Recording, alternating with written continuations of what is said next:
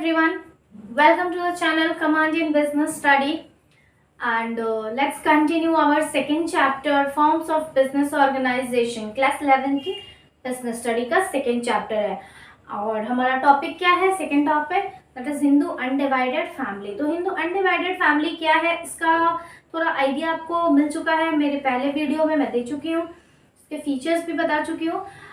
आज today we are going to discuss about the advantages and disadvantages of Hindu undivided family. Okay, now as you know, जैसा कि आप लोग जानते हैं कि ये क्या है, ये बिजनेस क्या है, किससे रिलेटेड है। It is related with the family business. Okay, our ancestor we are carrying means the person who is carrying on business, that business वो किसका है, वो बिजनेस वो उनके एंसेस्टर्स का है। Okay, they are carrying on the business of their ancestral property. उनके जो एंसेस्टर्स के जो प्रॉपर्टी है उसको वो लोग आगे ले जा रहे हैं, या फिर एंसेस्टर्स का जो बिजनेस है उसको वो कैरी कर रहे हैं, कैरी फॉरवर्ड कर रहे हैं उस बिजनेस को। क्लियर? और उसमें हेड कौन होता है? जो सबसे बड़ा होता है, हेड ऑफ द मेंबर जो होता है उसको क्या कहते हैं? कर्ता कहते हैं। ठीक है, उस फैमिली बिजनेस के जो जितने पार्टनर्स होते हैं, ठीक है, उसमें जो सबसे हेड होता है उसको क्या कहते हैं? कर्ता कहते हैं। और बाकी मेंबर्स क्या होते हैं? को पार्टनर। तो जैसा कि आप लोग जानते हैं कि लाइबिलिटी हो या फिर मैनेजमेंट का करना हो, कंट्रोल करना हो, सब कुछ किसके हाथ में होता है? कर्ता के हाथ में। पहला क्या है, आज हम लोग डिस्कस करेंगे एडवांटेज और disadvantage of Hindu undivided family. Clear? तो एडवांटेजेस में क्या होगा? Management and control. Now what is management and control? क्या है? बिजनेस को मैनेज करना, बिजनेस को कंट्रोल करना, किस तरह से बिजनेस फॉरवर्ड होगा, क्या चाहिए, कितने रिसोर्स चाहिए, कितनी लाइबिलिटी होनी चाहिए, कितने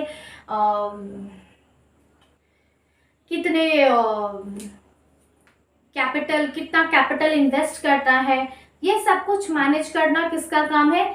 जो हेड है बिजनेस का। इट मीन जो करता है बिजनेस का।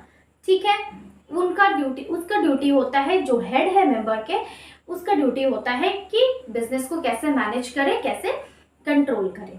नेक्स्ट, इसके लिए क्या होता है कि एक ही आदमी के हाथ में, अगर एक ही पर्सन के हाथ में वो मैनेजमेंट रहेगा तो वो इजी हो जाता है बिजनेस को मैनेज करना, क्योंकि जितने पर्सन्स रहेंगे, जितनों का दिमाग रहेगा, सबका थिंकिंग अलग अलग होता है, सबका थॉट अलग होता है।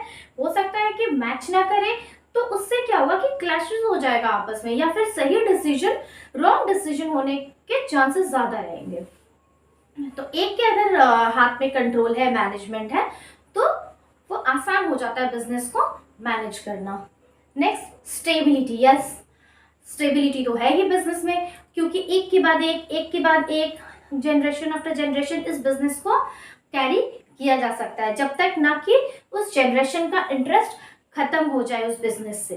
ठीक है, फैमिली बिजनेस करने में किसी का अगर नेक्स्ट जनरेशन का इंटरेस्ट ना रहे, या फिर अगर कोई हायर नहीं है, लीगल हायर नहीं है, पार्टनर नहीं है कैरी ऑन करने के लिए, तो ही वो बिजनेस को शट डाउन किया जा सकता है, डिसॉल्व किया जा सकता है। नहीं तो ये business generation after generation family business तो चलता ही रहता है। तो स्टेबिलिटी है इस बिजनेस में। Next, scope of knowledge. Scope of knowledge भी है इस बिजनेस में। कैसे? हमें जो चीज, हम इस बिजनेस को किस बेसिस पे ले जा रहे हैं, ये हमारा फैमिली बिजनेस है, तो मैंने अपने फादर को या ग्रैंडफादर को देखा है वो काम करते हुए, उनसे मैंने वो नॉलेज गेन किया है। ठीक है, वो एक्सपीरियंस जो उनका था उसको मैंने देखा है।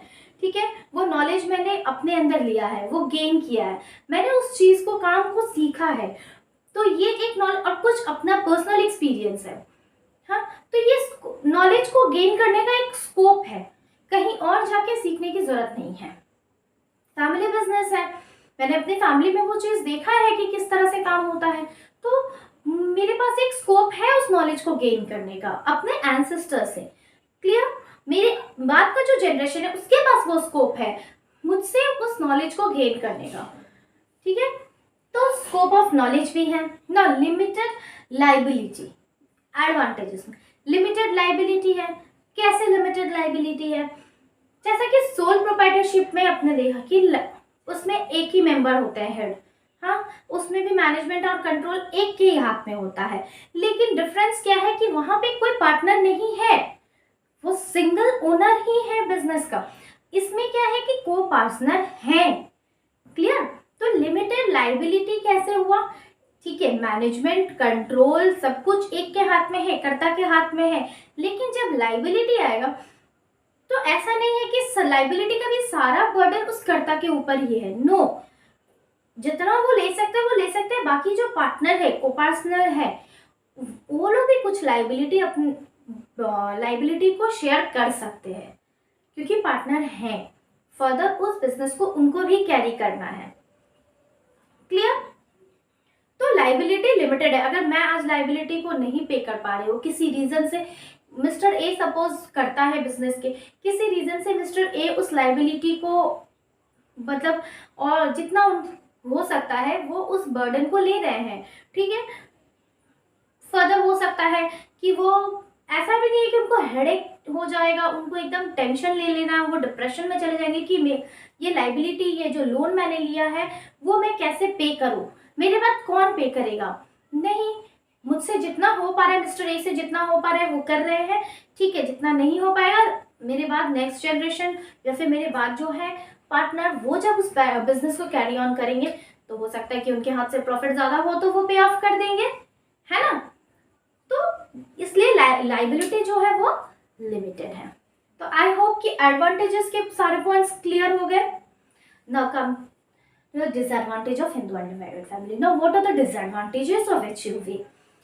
Insufficient capital. Insufficient capital और insufficient resource. कैसे?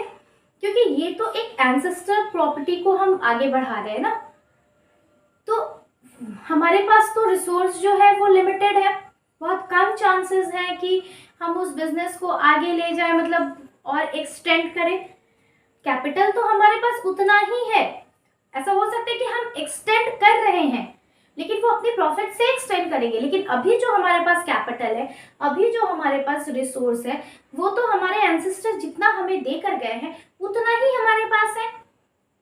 हो सकता है कि वो सफिशिएंट ना हो, है ना, उसके लिए हमें अपना बिजनेस एक्सटेंड करना पड़ेगा। तो सपोज किसी का फार्मिंग का बिजनेस है, तो उनके पास अगर छोटा सा प्लॉट है तो उसी में वो बिजनेस को उसका नेक्स्ट जनरेशन कैरी ऑन कर रहा है, ठीक है। तो वो तो उसके एंसेस्टर से मिला हुआ है, तो उतना सा ही जमीन है, उतना सा ही प्लॉट है, तो वो ऐसा भी हो सकता है कि फैमिली मेंबर्स बढ़ गए, ज्यादा हो गए, तो वो इनसफिशिएंट हो गया ना। वो कैपिटल उतना तो है नहीं कि वो आगे, और जितना कैपिटल है उसी के हिसाब से आप प्रॉफिट भी गेन करेंगे। जितना वोट डालेंगे उतना ही मीठा होगा, तो जितना कैपिटल देंगे उतना ही आपको रिटर्न भी मिलेगा। तो अगर आपको ज्यादा रिटर्न चाहिए तो ज्यादा इन्वेस्ट करना पड़ेगा, तो वो आप अपने बेसिस पे कीजिए, क्योंकि आपको एंसेस्टर से जो मिला है वो तो इनसफिशिएंट है, लिमिटेड है, ठीक है। तो इनसफिशिएंट कैपिटल, डिपेंडेंस ऑन कर्ता। जैसा कि मैंने कहा कि कर्ता ही हेड होते हैं बिजनेस के, जो हेड हैं वो, उनको क्या कहते हैं, कर्ता। तो मैनेजमेंट, कंट्रोल सब कुछ उनके हाथ में होता है, ठीक है।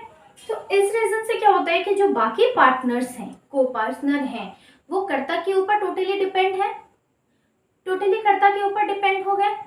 तो इससे क्या होता है कि उनका जो कॉन्फिडेंस लेवल होता है वो कम हो जाता है, क्योंकि जब तक आप उस किसी भी चीज को, आप अपने रियल लाइफ में भी इस चीज को फील कीजिएगा कि आप एक पढ़ाई कर रहे हैं, ठीक है। एक बुकिश नॉलेज और एक प्रैक्टिकल नॉलेज में बहुत डिफरेंस होता है। क्लियर? जब तक आप किसी काम को करेंगे नहीं, आपको उस चीज का एक्सपीरियंस नहीं होगा। कोई कितना भी आपको बता दे, सिखा दे, आज मैं कितना भी आपको समझा दूं, जब तक आप खुद इस चीज को रीड नहीं करेंगे, समझेंगे नहीं, पढ़ेंगे नहीं, आपको समझ नहीं आएगा। तो किसी भी चीज को, किसी भी नॉलेज को जब तक खुद एक्सपीरियंस नहीं करेंगे तो उसका एक्सपीरियंस नहीं बढ़ता है, ठीक है। जब तक खुद उस काम को नहीं करेंगे, तो सब कुछ तो कर्ता के हाथ में होता है, सारे कर्ता के ऊपर डिपेंड होते हैं। तो इससे क्या होता है कि उनको वो चांस नहीं मिलता है अपना नॉलेज को, अपनी नॉलेज को बढ़ाने का, या फिर अपने नॉलेज को उसमें बिजनेस में लगाने का, डालने का, अपनी एबिलिटी को शो करने का। क्लियर? तो इससे क्या होता है, उनका कॉन्फिडेंस लेवल कम हो जाता है। तो ये एक डिसएडवांटेज है। लिमिटेड मैनेजरियल एबिलिटी, मैनेजर जैसा कि एक ही आदमी बिजनेस को मैनेज कर रहा है, कंट्रोल कर रहा है, तो उसके पास जितनी एबिलिटी है, जितना उसके पास नॉलेज है, बस उतना ही लग रहा है बिजनेस में। ऐसा हो सकता है कि 2 पार्टनर है, ठीक है, मेरे पास जितना नॉलेज है मेरे बाद की जनरेशन में उनसे ज़्यादा नॉलेज हो, या फिर मेरे साथ ही जनरेशन में ही मेरे जो ब्रदर हो या जो सिस्टर हो, ऐसा नहीं है कि सारा नॉलेज मेरे पास ही है। कुछ ऐसा हो सकता है जो उन्हें पता है पर मुझे नहीं पता। तो पर सब कुछ तो मैं मैनेज कर रही हूँ, सब कुछ तो जो हेड है वो मैनेज कर रहे हैं, राइट। तो कहाँ से, तो फिर मैनेजरियल एबिलिटी जो है वो तो एक लिमिटेड हो गया ना, मेरे तक ही हो गया। मेरा जितना नॉलेज है, जितनी एबिलिटी है मेरे में, मैं उतना ही बिजनेस को दे रही हूँ। तो ये भी एक डिसएडवांटेज है। हो सकता है कि अगर मेरे पार्टनर का भी एबिलिटी, उसका भी थिंकिंग अगर बिजनेस में आ जाए, हो सकता है कि उनकी जो एबिलिटी हो मेरे पार्टनर की, या फिर उनका जो थिंकिंग हो वो मुझसे बेटर हो, जो बिजनेस को काफ़ी फायदा दे, आगे ले जाए। बट सब कुछ जब मैं मैनेज करूँ तो मेरा जितना आइडिया है, जितना नॉलेज है, जितना एक्सपीरियंस है, बस उतना ही बिजनेस को मिल पा रहा है। क्लियर? हो सकता है कि वो सफिशिएंट ना हो बिजनेस को एक्सटेंड करने में, तो ये एक डिसएडवांटेज है। Next, lack of responsibility. Responsibility कब आता है? किसी काम को करने पे रिस्पॉन्सिबिलिटी आता है, राइट। जब तक कोई काम किसी को ना दिया जाए, आपको जब तक कोई होमवर्क ना दिया जाए, टेस्ट ना लिया जाए, किसी स्टूडेंट का टेस्ट ना लिया जाए, होमवर्क ना दिया जाए, तो क्या होगा? फिर तो वो रेस्पॉन्सिबिलिटी नहीं आएगा ना कि हमको ये एक चैप्टर इतनी देर में पूरा करना है क्योंकि कल टेस्ट है। तो रिस्पॉन्सिबिलिटी कैसे आता है? किसी काम को देने पे, करने पे रिस्पॉन्सिबिलिटी आता है। तो जो पार्टनर्स होते हैं वो कुछ नहीं कर रहे हैं, बैठे हुए, तो उनका जो रिस्पॉन्सिबिलिटी है वो कम हो जाता है। इससे क्या होता है कि कहीं ना कहीं जो करता होता है उसके भी माइंड पे कुछ इफेक्ट पड़ता है, साइकोलॉजिकल एक इफेक्ट पड़ता है कि प्रॉफिट जो है वो इक्वली डिस्ट्रीब्यूट हो रहा है, लेकिन जो रिस्पॉन्सिबिलिटीज है वो पूरी की पूरी मिल रही है। तो ये थोड़ा सा डिस्टर्बेंस करता है, ठीक है। तो इससे क्या होगा कि वो एनर्जी भी नहीं आएगा कि बिजनेस को एक्सटेंड करे। क्लियर? तो ये भी एक डिसएडवांटेज है। क्लियर? आई होप कि एडवांटेज और डिसएडवांटेज के सारे पॉइंट्स क्लियर हो गए हों। फिर भी अगर कोई भी प्रॉब्लम हो तो प्लीज़ कमेंट बॉक्स में कमेंट कर दीजिए। कुछ क्वेश्चंस है, कुछ क्वेरीज है तो वहाँ पे बता दीजिए, मैं कोशिश करूँगी उसको सॉल्व करने की, वहाँ पे आपको आपका डाउट क्लियर करने की। Okay, thank you. Next topic के साथ आते हैं। Thank you.